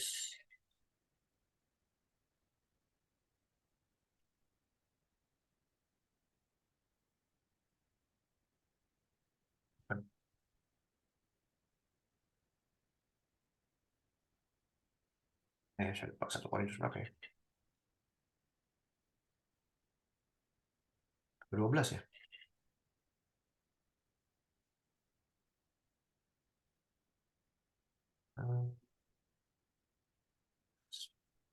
Kebangkitan ya, ini. Ya, lihat. Kalau kita mempersiapkan diri dari sekarang, ya, kita udah nggak takut apa-apa. Jangan ngomong saya, lihat. Dan emang kita bilang nggak takut. Hai maut, di mana sengatmu? Kalau kita sudah berani ngomong hai maut, di mana sengatmu, kita bukannya artinya takut sama maut. Ditantang. Maut itu kita tantang. Hai maut, di mana sengatmu? Ingat, Bu. Rasul-rasul mati semua. Nggak ada yang enak. Tapi mereka mau mati. Untuk Tuhan kita. Kalau mereka mau lakukan itu, kita juga mau lakukan itu. Ya, jangan takut. Percaya sama saya. Kita di sini saya ngajarin jangan takut. Kita mati semua pasti. Either mati kena kanker, either mati ketabrak mobil, either mati karena sakit ini sakit ono, either mati karena tua, atau mati disiksa dan dibunuh. Ujungnya mati. Tapi mati itu bukan sebuah kengerian. Dianggap apa? Mati dianggap apa sama orang Kristen? Keuntungan. Keuntungan. Kalau kita udah mikir mati ada keuntungan, aduh, tiket gratis ketemu Tuhan. Amin. Dan harapannya apa? Kita dibangkitkan dahulu. Dan kita tidak akan menerima hukuman. Nggak ada pengadilan buat kita, nggak ada. Kita langsung diangkat bersama-sama dengan dia.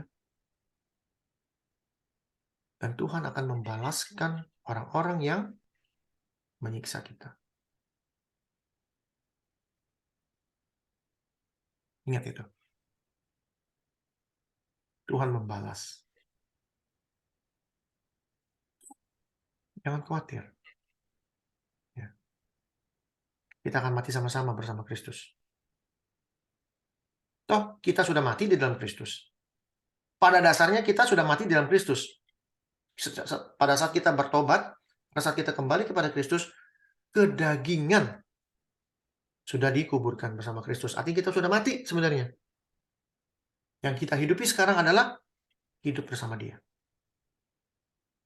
Itulah api penyucian. Yang maaf ya. Agama lain mengajarkan tentang api penyucian, konsepnya salah. Saya percaya dengan api penyucian, tapi konsepnya agak berbeda.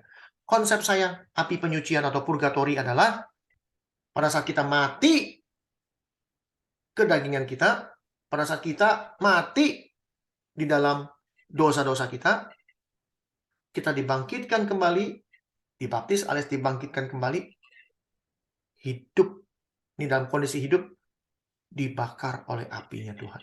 Setiap hari, kita diubah hidup kita, menjadi benar, menjadi kudus. Itulah api penyucian. Pada saat orangnya masih hidup, bukan orangnya sudah mati. Ingat gitu. Itulah arti dari purgatori atau api penyucian. Jangan pernah berpikir orang Kristen kayak kita tidak menerima api penyucian. Harus terima. Kenapa? Karena dengan api penyucian itu kita disucikan selama masih hidup. Kok udah mati? Nggak tahu apa-apa. Apa yang mau disucikan? Orangnya udah mati. Tapi kalau orangnya masih hidup, api penyucian itu jalan terus sampai kita menuju upah dosa. Maut. Kita nggak bisa lepas dari maut. Tapi kita bisa tantang maut itu.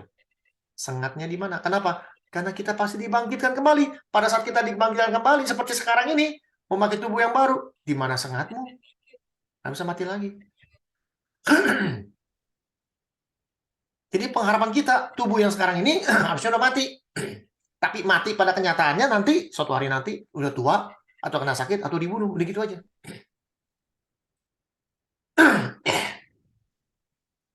Ya, jangan khawatir. Jangan khawatir. Selama ada firman Tuhan di kepala kita dan kita melakukan apa yang benar, jangan takut, kata Tuhan. Aku menyertai engkau sampai kesudahannya. Amin. Amin. Tuh. Ya, Ibu Marta ngerti? Ibu Marta, jelas? Iya loh. Pastilah. Jelas ya, Ibu Marta jelas nggak? Ya, Pak. Tapi Jelas ya? beda Jadi, sama kenapa? yang saya dapat dari yang lain, beda, Pak. Ya beda, karena mereka mikir dengan teknologi ini, teknologi begini, nggak bisa belanja, nggak apa-apa, nggak bisa belanja. Emang zaman dulu udah nggak bisa belanja orang Kristen. Dari tahun 1200 sampai berapa gitu, ribuan tahun orang Kristen diuber-uber orang Kristen. Orang satu pertama yang uber siapa? Paulus. Mau belanja gimana? Nggak bisa. Ya. Orang Kristen diuber-uber mana-mana. Mana berani mereka keluar. Mereka menanam sendiri. Kan disebut nggak bisa belanja. Tapi menanam sendiri bisa nggak? Ya bisa, kenapa nggak? Betul nggak, Bu? Ya. Ada amin? Kan disebut kita nggak bisa belanja. Ya nggak apa-apa. Tapi bisa nanam kan? Tuhan memberikan bumi ini.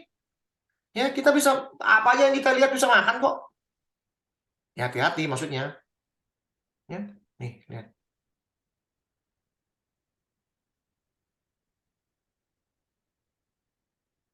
Tidak seorang pun dapat beli atau menjual. Cuma beli menjual doang kok. Tapi pohon di pinggir jalan ada buahnya bisa makan aja, kenapa enggak? Siapa bisa larang? Lagi di Indonesia banyak bener itu pohon apa aja kita bisa makan. Karena kita sudah disetir oleh dunia dengan pola hidup konsumerisme. Harus beli, apa-apa harus beli. Padahal nanam bisa. Betul? Gitu. Tanam aja di belakang rumah. Apa kek? Kalau udah nggak bisa beli, udah. Pergi keluar, jangan ngaku-ngaku saya orang Kristen, diam-diam aja. Kalau nggak ditanya, diam aja. Kalau ditanya, kamu orang apa? Berani jawab nggak? Kamu agamanya apa? Berani jawab nggak? Berani jawab nggak? Iya mau. Nah, itu tantangan.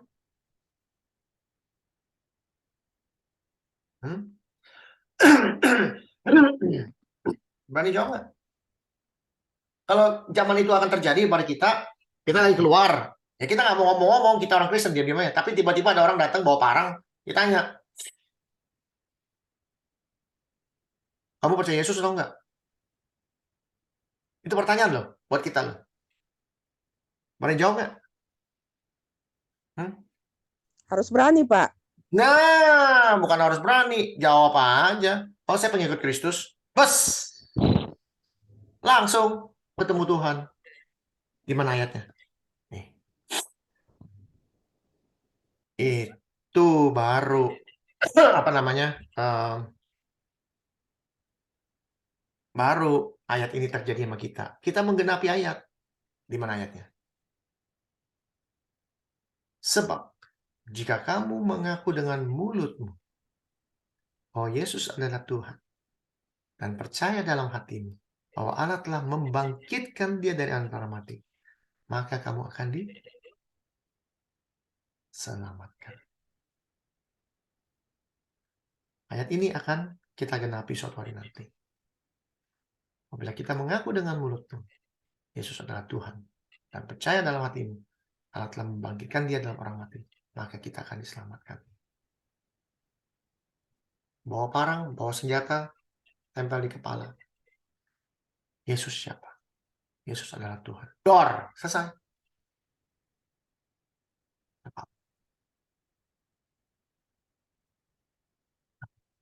Kenapa? Pengharapan. Kita dibagikan dahulu, 1 Tesalonika tadi. Dan di Wahyu 20 sama ngasih tahu. Ayat 4. Aku melihat jiwa mereka yang telah dipenggal kepalanya karena kesaksian tentang Yesus. Kenapa? Mereka hidup kembali dan memerintah sebagai raja. Ada amin? Saya ngajarin orang supaya jangan takut menghadapi hari itu. Ada orang yang mengajarkan, oh kita sudah diangkat dulu nanti, nggak akan kita masuk ke sana. Itu orang pengecut semua. Ini direkam, saya nggak takut. Nggak ada ayat yang mengajarkan kita akan diangkat dahulu. Nggak ada. Dari mana saya tahu? Itu Wahyu 13. Kita lihat.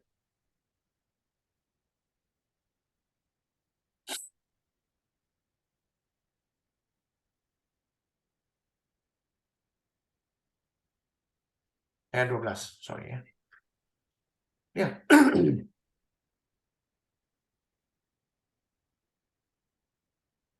Maka marahlah naga itu kepada perempuan itu, lalu pergi memerangi keturunannya yang lain, yaitu yang menuruti hukum Allah dan memiliki kesaksian Kristus. Artinya apa? Apakah kita diangkat?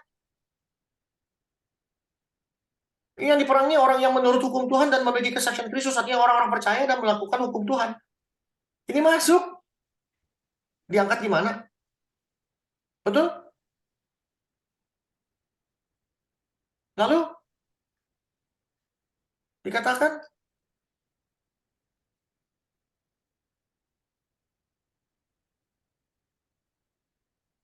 ya, mereka yang tidak memakai tanda itu tidak bisa beli, tidak berjual kalau nggak punya tanda. Artinya apa? Ada nggak orang yang nggak pakai tanda? Ada, kita. Betul?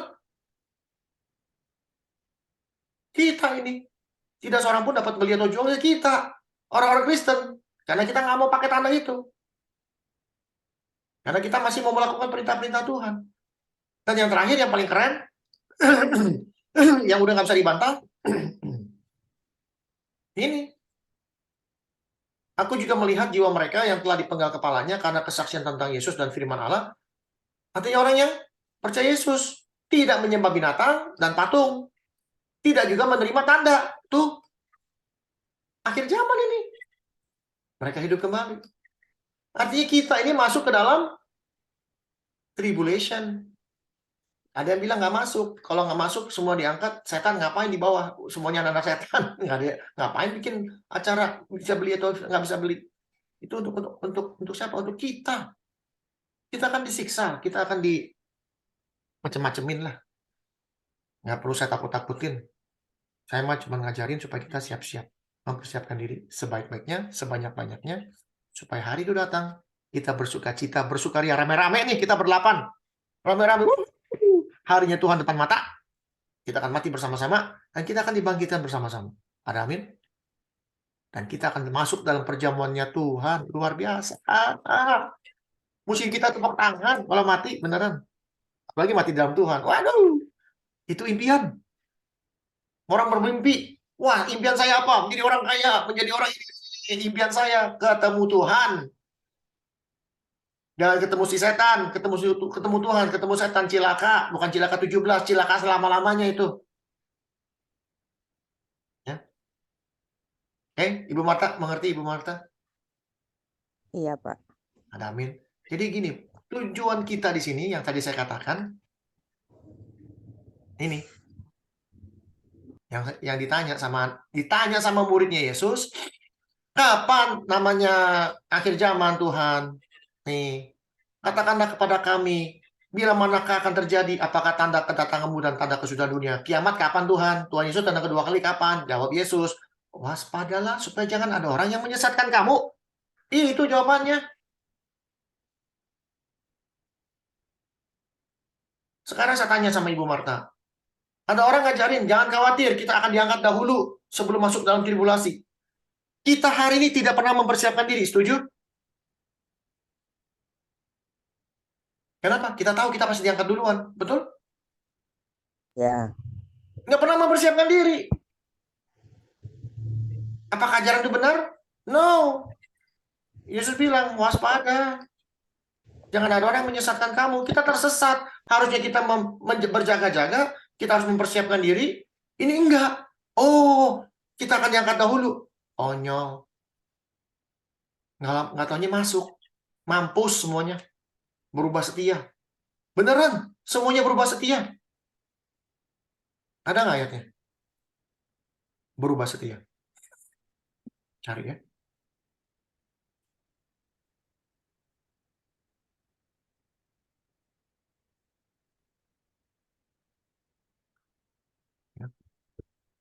Ada nggak ayatnya? Matius 24. Ya. Bla bla bla bla. Namun berawas-awaslah jangan kamu gelisah. Sebab bla bla bla bla bla bla bla bla bla. Pada waktu itu kamu akan diserahkan supaya disiksa dan kamu akan dibunuh dan dibenci semua orang karena namaku. Lihat, pada waktu itu artinya pada zaman antikris. Kita pasti disiksa, pasti dibunuh. Kita pasti dibenci. Ya. Dan banyak orang akan murtad. Kenapa? Karena diajarin kita nggak akan masuk. Nggak ada persiapan. Kalau hari ini saya bikin persiapan dengan Bapak Ibu sekalian, kita rame-rame depan mata. Dihadapin yang namanya maut. Dihadapin yang namanya parang. Dihadapin. Kita nggak ada takutnya sama sekali. Kenapa? Hai maut, di mana sangatmu? Sikat aja nggak apa-apa. Pes, terima kasih. Dor, terima kasih. Ini orang-orang murtad, banyak orang yang tidak pernah mau mempersiapkan diri.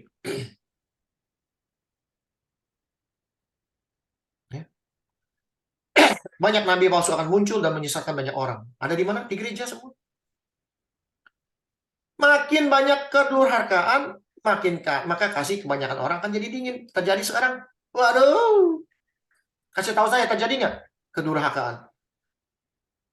Terjadi, Pak. Kasih orang menjadi dingin terjadi nggak? Iya. Orang yang bertahan sampai kesudahannya, bukan sampai pada Tuhan Yesus datang mengangkat kita, enggak. Sampai kesudahan zaman akan selamat. Lihat. Ya, bla bla bla bla bla bla bla.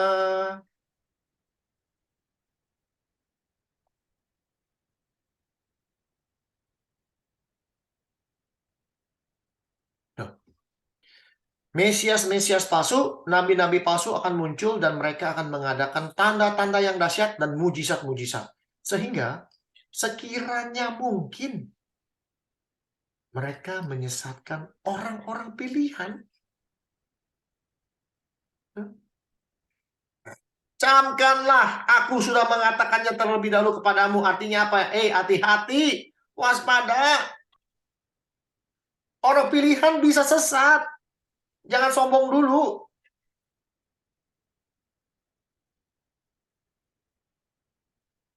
Persiapkan hidup kita. Persiapan mulai hari ini. Jangan sia-siakan hidup kita. Jangan kita sia-siakan hidup kita dengan kemewahan-kemewahan dunia. Jangan kita berpikir tentang bagaimana dunia ini, bagaimana hidup kita. Jangan. Tapi bagaimana kita hidup benar. Melakukan kebaikan.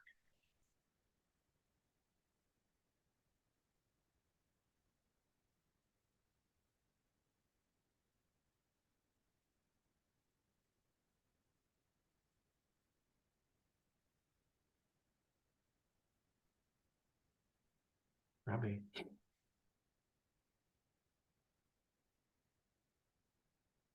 Yohanes.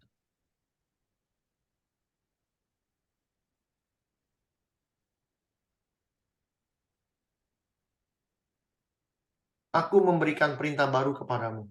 Kristus memberikan perintah yang baru kepada kita, yaitu apa? Supaya kamu saling mengasihi. Sama seperti aku telah mengasihi kamu, demikian pula kamu harus saling mengasihi.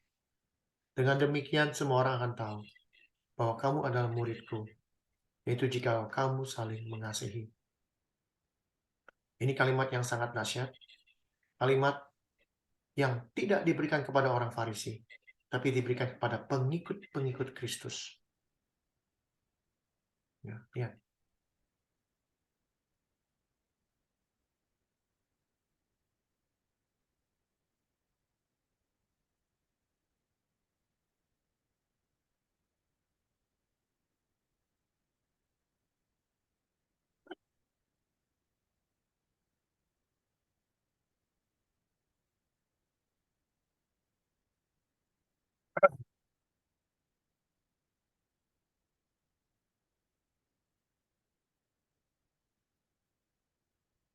Nah, tuh. Ya, anyway. Orang Farisi, orang Yahudi, ya, orang Yahudi ini kita baca secara umum orang Yahudi. Perintahnya cuma 2. Kasihlah Tuhan Allahmu dengan segenap hatimu, jiwamu, dan kekuatanmu. Yang sama dengan itu, yang nomor 2 adalah kasihlah sesamamu manusia. Dan semua itu tergantung kitab Taurat dan kitab para nabi. Itu untuk orang Yahudi. Sampai detik hari ini, kita sudah kenal Kristus. Yang pertama itu sudah kita jalankan. Sekarang perintah barunya adalah yang nomor 2. Kasihlah sesamamu manusia. Itu perintahnya Yesus kepada kita. Karena kita sudah menjalankan perintahnya Yesus, yaitu percaya kepada Dia yang mengirim Dia, yaitu kepada Bapa kita.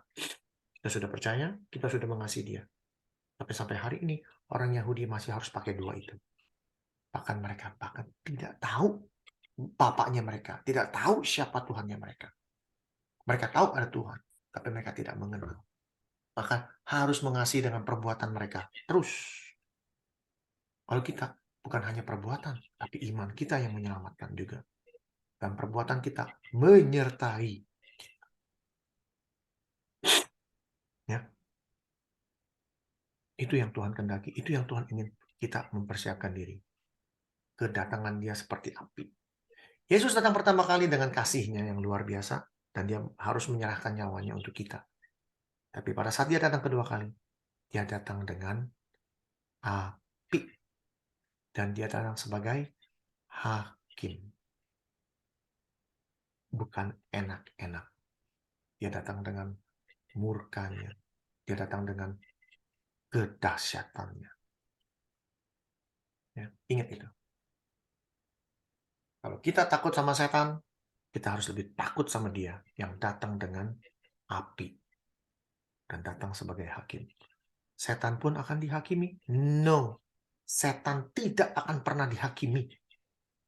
Langsung diceburin. Nggak percaya? Kita buktikan.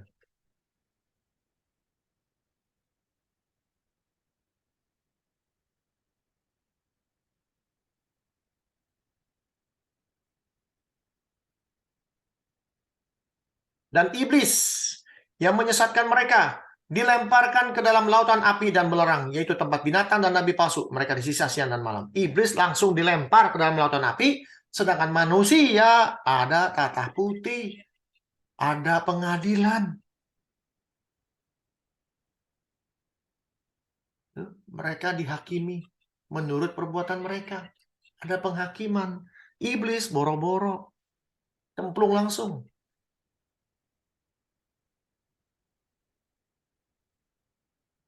Jangan khawatir.